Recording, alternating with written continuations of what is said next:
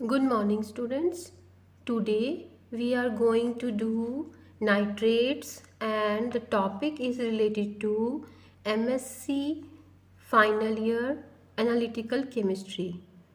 In last lecture, we have done the soil analysis process, and in this lecture and the phosphorus also. So total phosphorus, and uh, in previous lectures we have done total nitrogen method, how to analyze total nitrogen in soil. Now today we are going to do nitrate. Okay, nitrate in soil. Okay, what is nitrate? First of all, you must know about it something, basic things like nitrate is highest oxidized form of nitrogen. Okay, and in water it is important source is its important source is biological oxidation of nitrogenous organic matter of both autochthonous and allochthonous origins.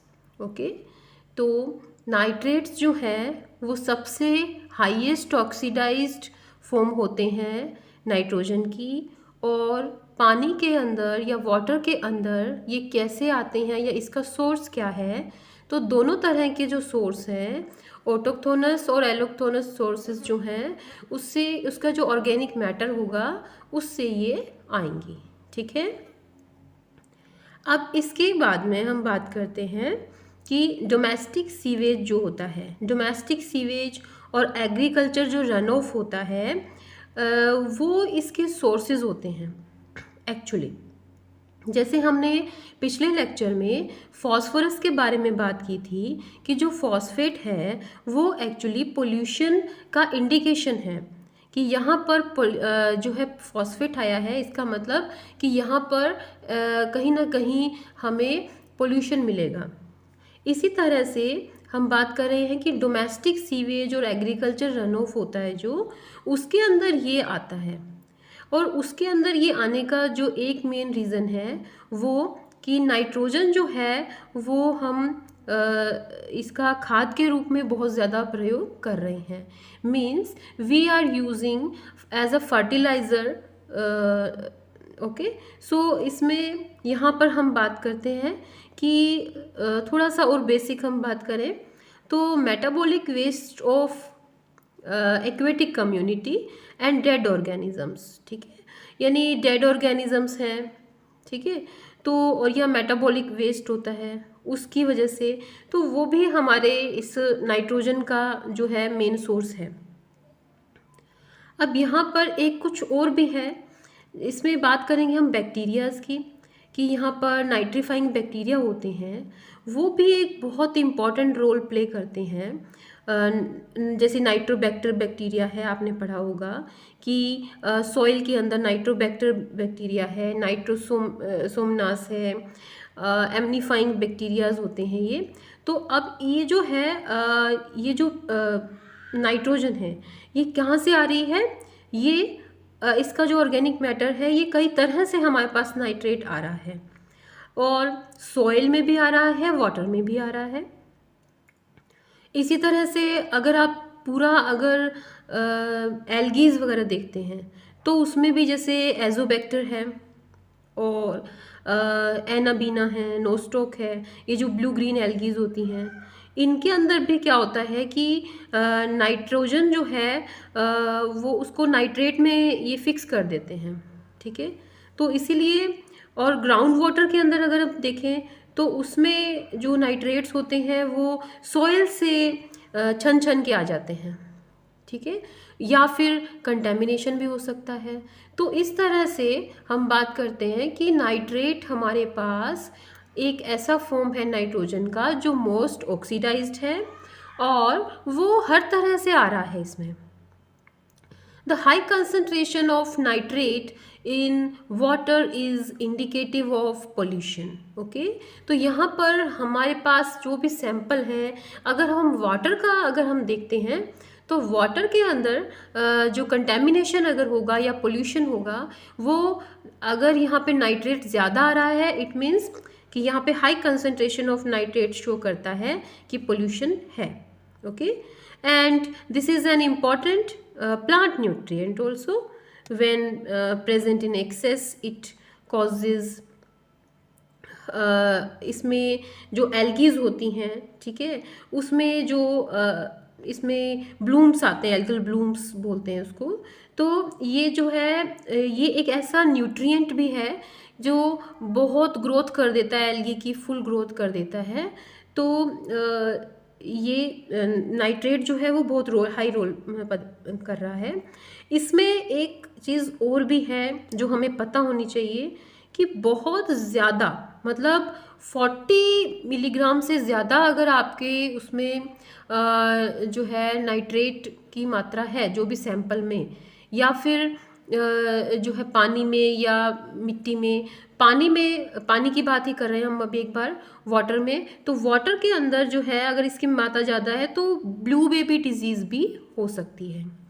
अब आप ये देखें सबसे पहले कि जो हमने इतना पढ़ा है उसके अंदर सबसे पहले आप चेक कीजिए, आप गूगल कीजिए और चेक कीजिए कि एक तो ऑटोक्थोनस क्या होता है, एलोक्थोनस क्या होता है. नेक्स्ट लेक्चर में हम इसको पढ़ेंगे, इसको और अच्छे से मैं बात करूँगी, लेकिन आप सबसे पहले आप लोग भी पढ़िए, ठीक है.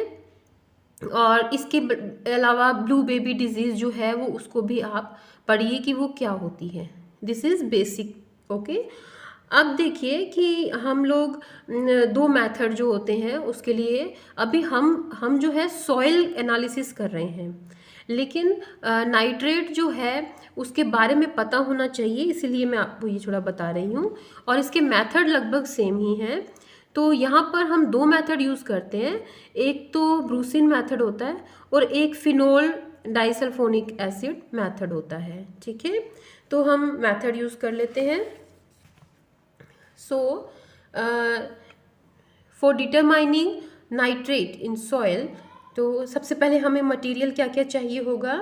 लेबोरेटरी ग्लासवेयर्स चाहिए, हमें फिल्टर पेपर चाहिए, वाटमैन नंबर 50. ये चीज़ आपको याद में रहनी चाहिए कि 44 किस में लिया था और 50 किस में लिया था. इसके अलावा हमें केमिकल बैलेंस भी चाहिए, हमें रिएजेंट्स चाहिए. रिएजेंट्स हमें जो वाटर के लिए यूज़ करते हैं वही रिएजेंट्स हम इसमें यूज़ करेंगे. ओके, इसके अलावा जो रिएजेंट्स हैं वो मैं आपको बताऊंगी. इसमें कैल्शियम हाइड्रोक्साइड चाहिए, इसका ड्राई पाउडर चाहिए, और मैग्नीशियम कार्बोनेट चाहिए, ठीक है. इसके अलावा आपको नोट करना पड़ेगा कि यहाँ पर जो एक्स्ट्रा आपके पास रिएजेंट हैं वो कौन कौन से हैं. ओके, तो सबसे पहली बात कि आपको ये वाले याद होने चाहिए. एक तो फिनोल डाइसल्फोनिक एसिड, ओके, और इसको बनाना कैसे है. Dissolve 25 grams of white phenol in 150 ml of sulphuric acid and further add 85 ml of sulphuric acid. Heat for about 2 hours on a water bath, cool and keep the solution in a dark bottle. Okay, तो आपको ये याद रखना पड़ेगा कि जो है phenol डाइसल्फ्योनिक acid जो है आपको लेना है, ठीक है. फिर उसके बाद में सेकेंड आपको देखना है पोटेशियम हाइड्रोक्साइड सोल्यूशन लेना है, 12 N का बनाना है इसको. तो अब आपको जो है इतने के बनाने के लिए इतना आपको ग्राम तोलना है और डिस्टिल्ड वाटर में मेकअप करना है, ये आप निकाल सकते हो खुद.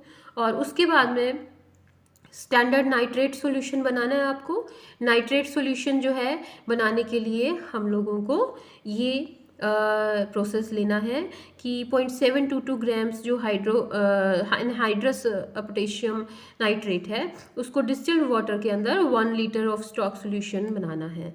The stock solution contains 100 milligrams nitrate और 443 milligrams of nitrate ions and prepare standard nitrate solution of various strengths. Okay, तो हमें ये वाले रिएजेंट्स लेने हैं.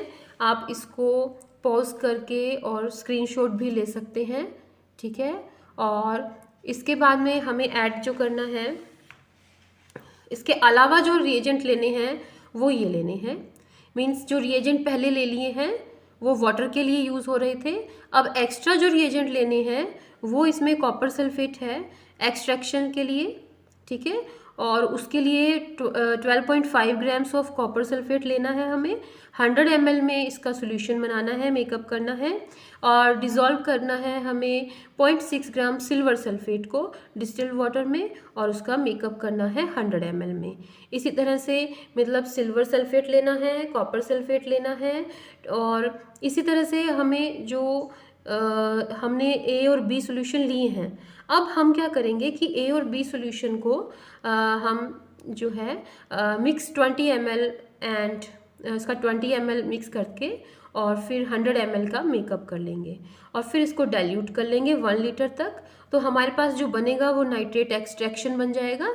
अब नाइट्रेट एक्सट्रैक्शन रिएजेंट जो बन चुका हमारे पास, वो हमारे पास आगे प्रोसेस में आ जाएगा मेथड में। और कैल्शियम हाइड्रोक्साइड मैंने पहले ही बताया कि आपको लेना है, मैग्नीशियम कार्बोनेट भी लेना है, ये ड्राई और पाउडर्ड फॉर्म में है। उसके अलावा मेथड है।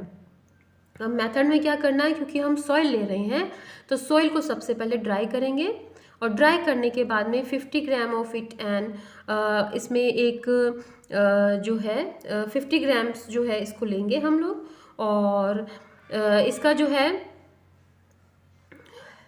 एलैनमियर फ्लास्क जो है उसके अंदर लेंगे हम लोग इसको 250 ml एक्सट्रैक्शन रिएजेंट ले लेंगे, जो हमने ऊपर बनाया था नाइट्रेट के लिए जो एक्सट्रैक्शन बनाया था वो 250 ml ले करके उसको फिर शेक करेंगे 15 मिनट्स के लिए, और फिर इसमें फिर हम जो है ये जो कैल्शियम हाइड्रोक्साइड डाला है उसमें ये हम इसमें ऐड करेंगे। फिर इसमें फिर आप इसको फिर 5 मिनट्स के लिए शेक करेंगे, फिर जो ये मैग्नीशियम कार्बोनेट है उसको फिर हम लोग डालेंगे और फिर इसको फिल्टर कर लेंगे। फिल्टर करने के बाद में वाटमैन नंबर 50 से करेंगे फिल्टर, और फिर इसका जो है टोटल वॉल्यूम हम देख लेंगे।